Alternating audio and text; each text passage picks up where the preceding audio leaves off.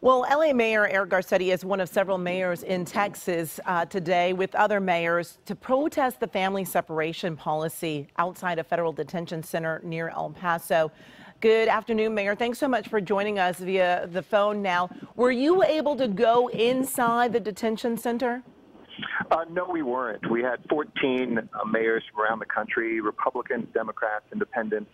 It was a very powerful moment, powerful statement, but they told us we wanted to go inside. They told us ahead of time that they have to apply, and it would be a 2-week process. And unlike some of the other detention centers in Tornillo, seen some troubling images of kids sleeping with metal blankets and other. They did not let us in today, and we were sorry to hear that, but we do feel we made a strong impact. It was shortly after our press conference that the White House announced a further retreat on the inhumane and un-American policies that we've seen separating families, and we were there to speak loud and clear that it's cities that are now dealing with these children coming to our towns thousands of miles, sometimes away from their parents, and really demanding that we do what's right. And you don't have to be a Democrat or Republican to know that kids should be with their parents, and that's what we said loud and clear this morning.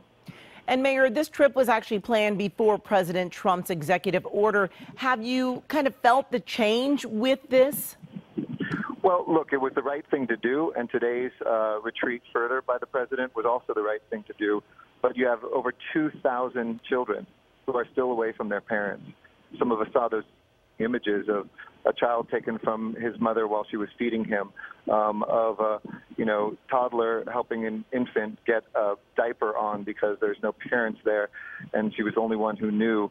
We know those 2,300 kids that were crying in nights past are going to be crying tonight as well.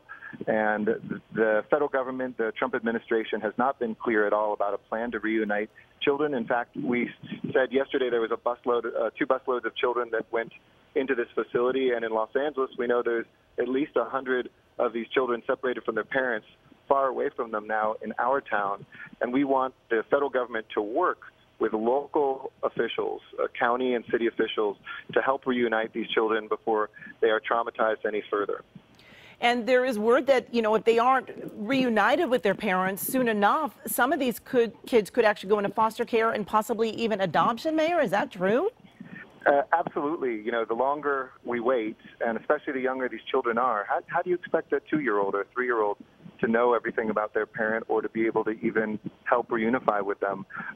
We don't know if the records are being kept well. Lawyers are being kept out of the detention centers, and we think that that's a basic constitutional as well as human right to counsel. We have to remember our hearts right now. I was on the border this morning there in El Paso, where my own grandfather crossed over the border in his mother's arms, fleeing a war in Mexico that killed my great-grandfather. If he, as a 1-year-old baby, had been ripped out of her arms, he never could have been the World War II veteran that he was, become a citizen. I probably wouldn't be here today.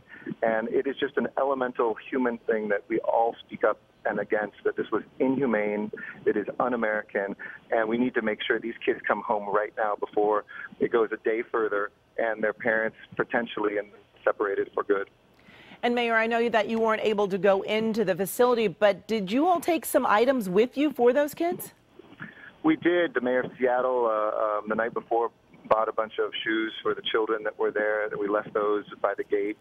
The mayor of Albuquerque and his wife, their children actually, sent stuffed animals with them of their own to help those children who, as they said, had their stuffed animals taken away, and they couldn't bear telling their children that their parents had also been taken away from them. There is so much love and support around this country, and it has transcended religion and geography and party affiliation.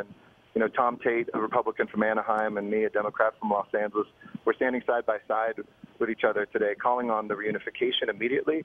And Congress needs to do its job, and the president needs to do his job to get comprehensive immigration reform, to get the Dreamers taken care of as they have promised to do.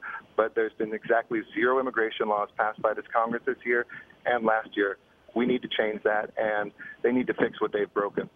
And with saying that, Mayor, how optimistic are you? The last 2 days have been positive in the sense that the pressure from America, the American spirit, the American people are being heard.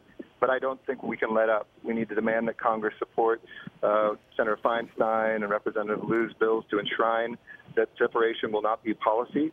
that kids will never be separated from their parents, and to make sure that we're abiding by international law. When people come up, a lot of people say, oh, they shouldn't be here and they're breaking the law.